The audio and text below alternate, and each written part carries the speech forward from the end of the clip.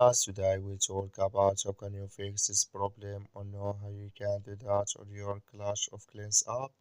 So all you have to do, so you just go down, click here on settings, click on it here. When you just click on settings, it's going to show for you a list like this here. So then you go down, just keep going down here, then you click on apps. Then you come to apps list here and there you're looking for Clash of Clans app or just click here on search.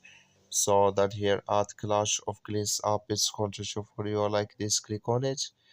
So then it's going to take you to this list here, then you click on for stop, click on OK, then you go down, just click here on storage, capture storage list here, just click on clear cache, then all you have to do, so you just restart your phone and start it again, then it's going to work with you. That's all you have to do. Thank you for watching. Don't forget to support us by liking, subscribing.